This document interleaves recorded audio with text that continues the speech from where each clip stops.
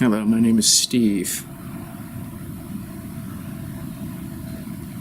I have a Ph.D.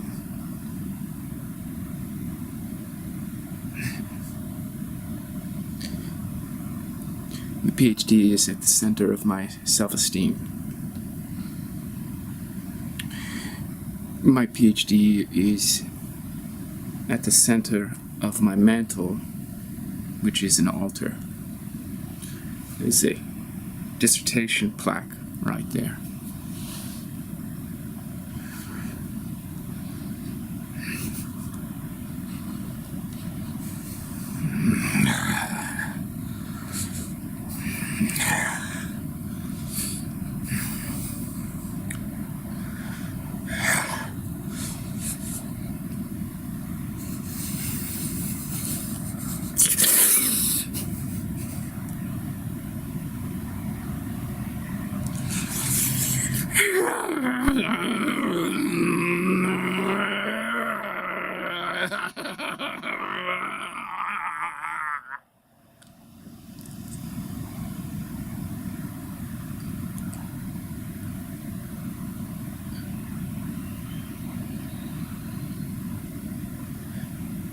Hello, my name is Steve.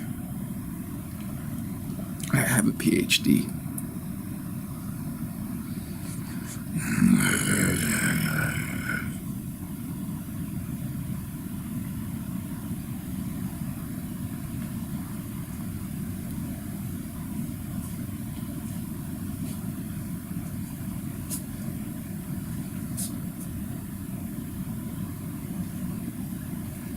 My insides don't speak to me.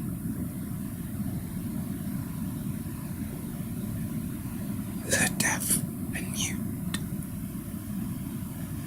They're hungry. And they eat each other. My entrails eat each other.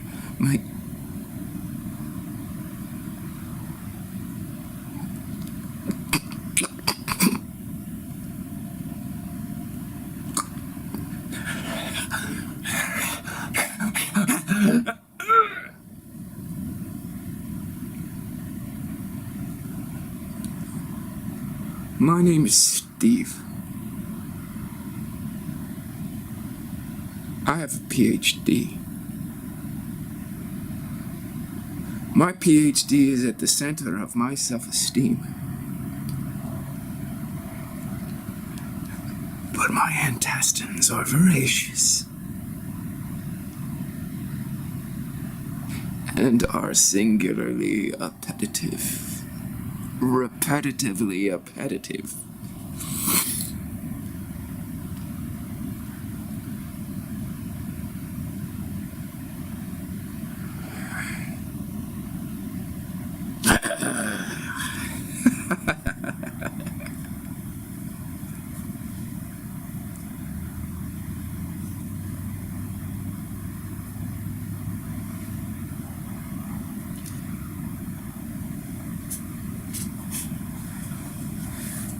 I went to graduate school. I had wonderful professors.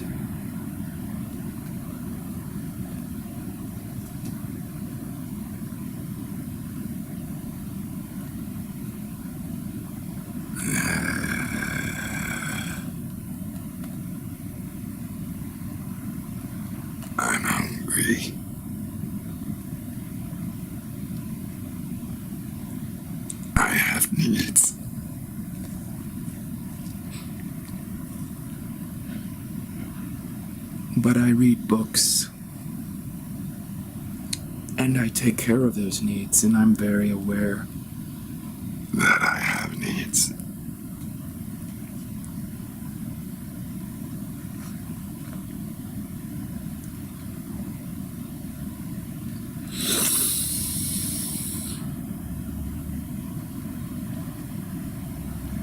Do you have needs? Because you can get a Ph.D.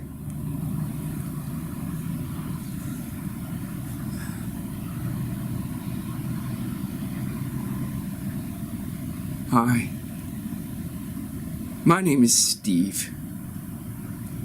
I have a Ph.D. My Ph.D. is at the centerpiece of my self-esteem. I have an altar. I have framed my Ph.D. I have a dissertation that's 200 pages long.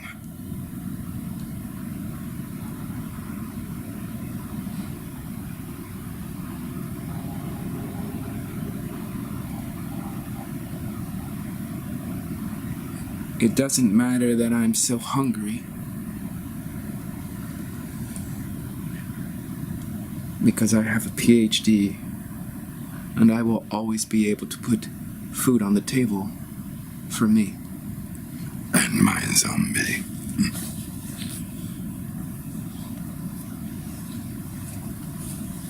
It doesn't matter that I am dissociated.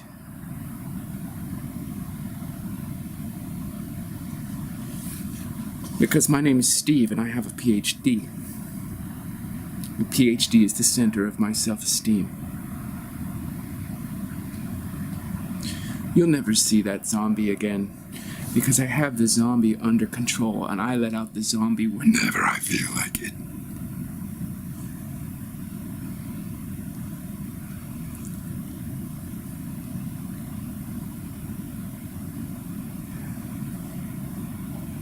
Most of the time. But it doesn't matter.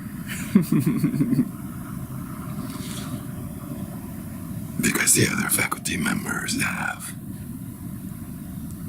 the same problem.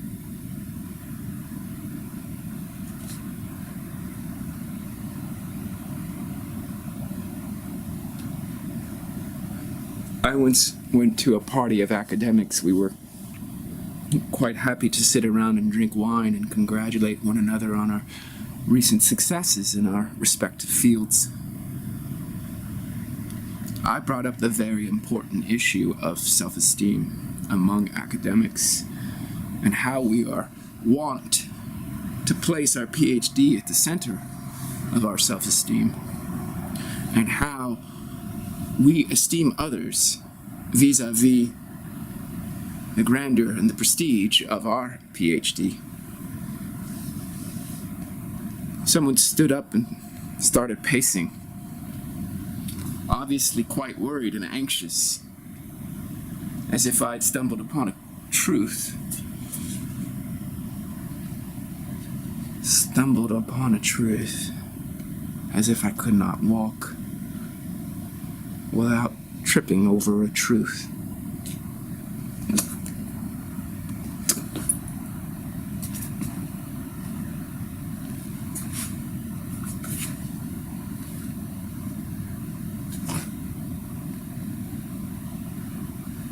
I thought he was drunk at first, inebriated, but he wasn't.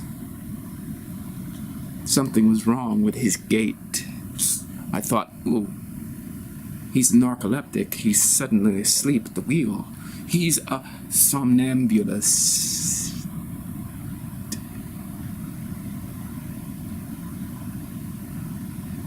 That's when I really saw it, and I loved it.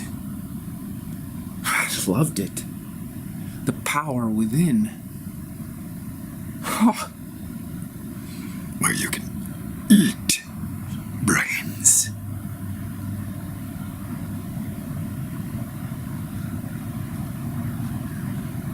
At first I saw him tearing out his own entrails, one by one, like a kidney here, and a spleen here, and a pancreas here, and the lower intestine here, and the large intestine here, and the heart. He just ripped out his heart and went like this. And it exploded with blood all over his face. That was his moment of triumph. And then he sat down and continued to discourse on the relationship between Heidegger and Derrida and Husserl.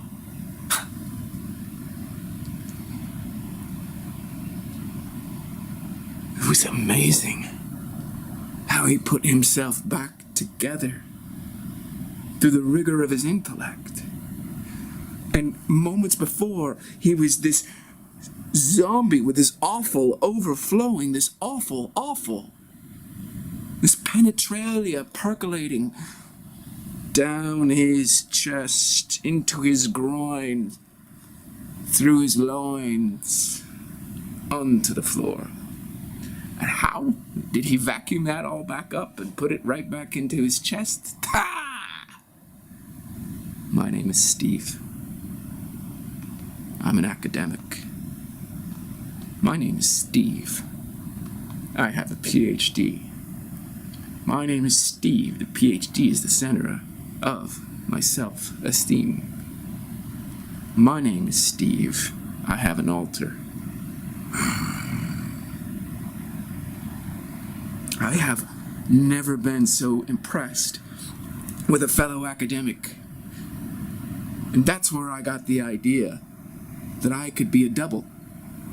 Have the doppelganger zombie take care of all the needs that a zombie takes care of, feeding off of brains, because that's what academia does. And then, of course, present the civilized veneer, the impeccable facade, the edifice of rational enlightenment. When it's all power. It's not all power. That's a meta-narrative upon a meta-narrative. It's Not all. Yes, it...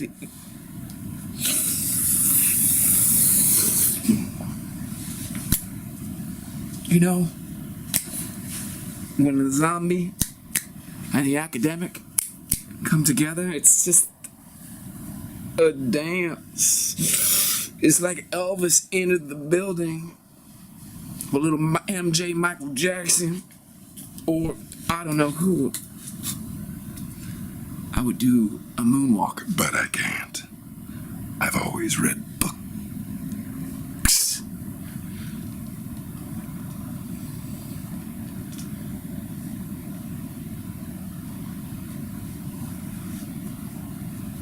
There is something that I like to talk about behind closed doors with other academics named Steve, Peter, John, Jason, Tom, Tim, Fred, George. Did I say Stephen? And it's about the taste of brains. We can't say this out loud, but we all love the taste of brains. That's why we became Professors. Because we love the taste of brains. Of course, our students don't know this, and that's why we talk about it. Talk about it behind closed doors. The various exams that we give to our students, the entrance exam for the Ph.D. program, the oral exams to verify they're qualified, various other exams en route, in between the first and the last.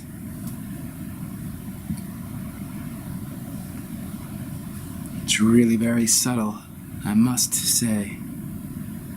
The minutiae of brains. When a student is taking a test or researching or reading, whatever, I see edible brains. and I'm hungry.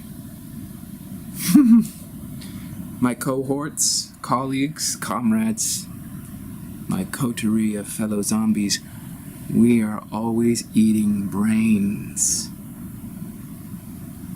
We got so sophisticated at one point in our close-knit circle of friends, our cabal of intellectuals, that we found ways to essentially eat brains.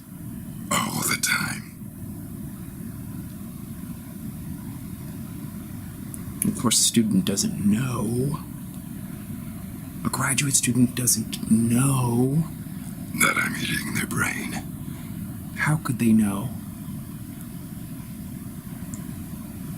I don't know half the time because my conscience wouldn't allow me to consume the neocortex of a fellow human being. That is cannibalism. And who ever heard of cannibalism in the ivory tower? I am Steve. I have a Ph.D. The Ph.D. is the centerpiece of my self-esteem. I eat brains. Someone ate my brain. Why wouldn't I continue the favor?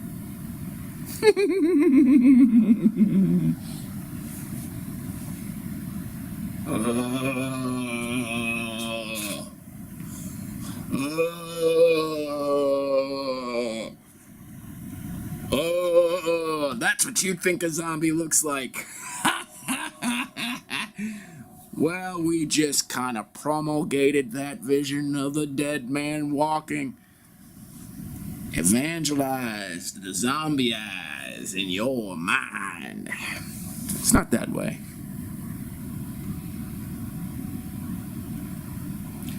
That's trope. That's a caricature of what's really happening. First of all, as you may have suspected, having a brain is a responsibility. You've got to kind of use it. And of course, I'm conflating the distinction between brain and mind. But you're obviously not educated enough to even notice that conflation. That's okay. I'm gonna eat your brain anyway. If I can keep your brain confused, I can keep it tasty. I can keep it available. That's the first step of Zombie Club. Yeah, we're proud to be zombies. We're all zombies. I'm a zombie feeding on zombies. But I'm also a Ph.D. And the Ph.D. is the centerpiece of my self-esteem. Who can doubt that? No one's qualified to doubt that. People don't have comparative degrees. I don't respect their views unless they're as educated as me. Sorry. I'm impervious to your criticism and vulnerable to your feedback. Sorry, I have a Ph.D.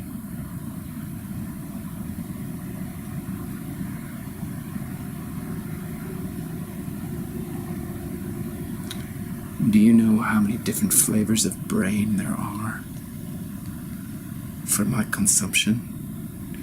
It's an inexhaustible palette for my palate.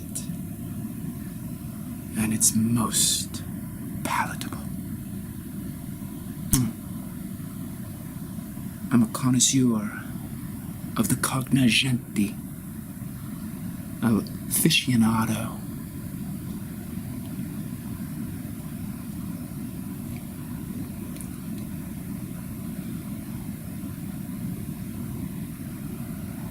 I'm not always happy. It doesn't really matter that I'm sometimes quite dispossessed. It doesn't matter that sometimes I'm requiring an exorcism. Because I don't know what's inside me. I don't mind all the compromises that I've made. I don't mind that I'm not quite the human being that I should be. Because there's no version of a better human being. I figured out a long time ago when I got my Ph.D. that it didn't matter that I got my Ph.D. But it did put me at the top of the ladder, and I could eat brains, as I noticed that I had an appetite for brains. I just needed to be in this elite position so I could consume them, as if I were peeling off the lid, scalping an unwary soul, and digging my fingers in there and Eating them. because I realized that's what academia actually is. It's a feeding ground for zombies. Zombies eating zombies. I surmised that if there were true human beings out there who were not zombies, they wouldn't be anywhere near me. That would be metaphysically and philosophically Improbable.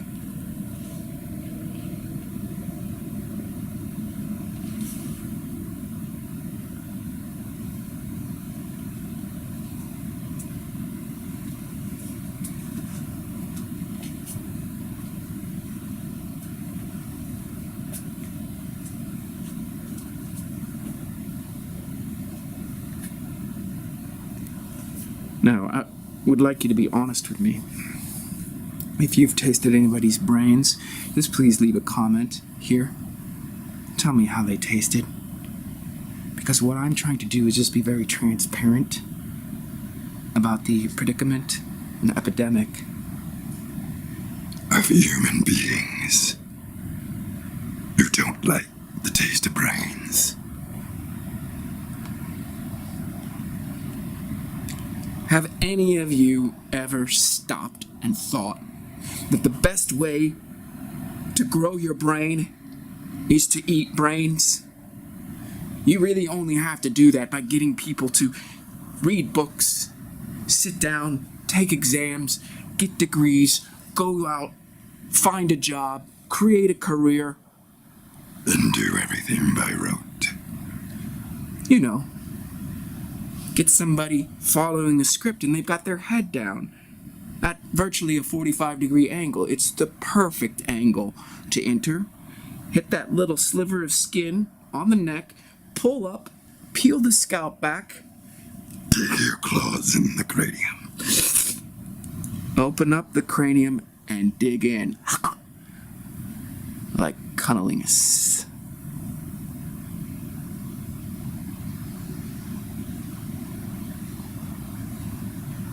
Like cunnilingus. Cunnilingus. Cannibalism. My name is Steve. I have a PhD. A PhD is the centerpiece of my self-esteem.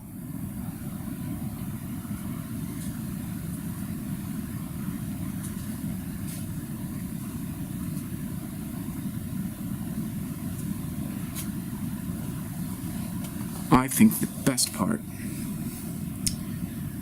of being a zombie PhD. God, there's so many good parts, it's hard to isolate one.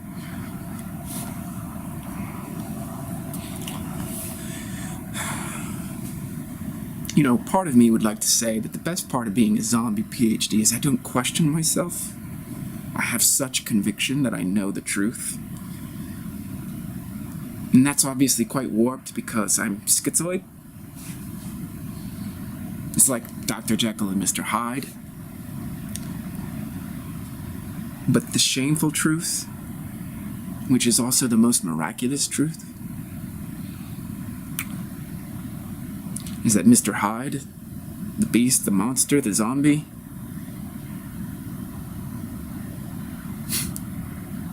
he's not the morally reprehensible one. It's the normal dude. It's me. Because I have a PhD, and it's at the center of my self-esteem. God, and you know what that does to me? To be PhD-centric?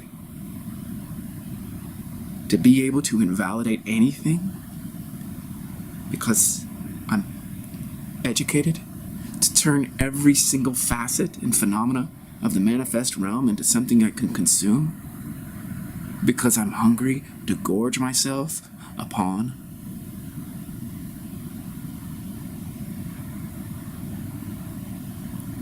Everything.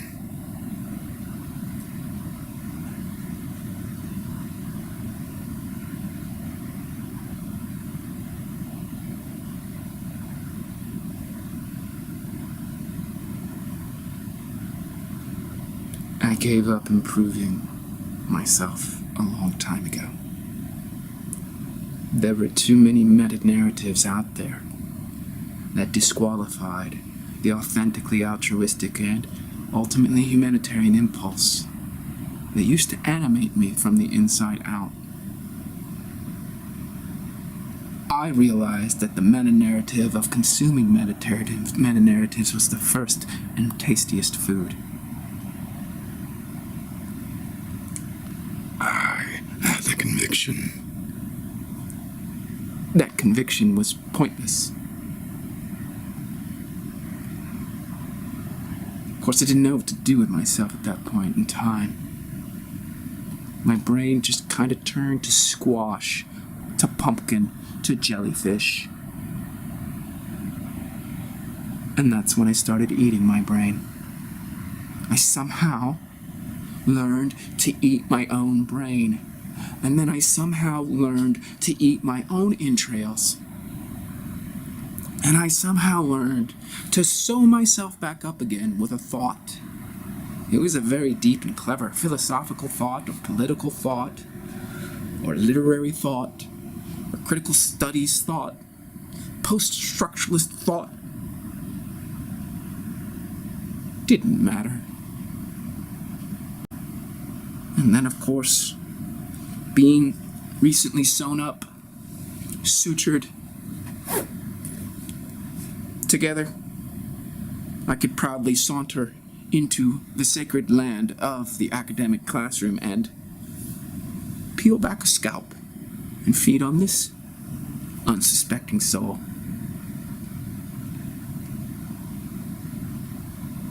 Little did I understand that I was being fed on myself.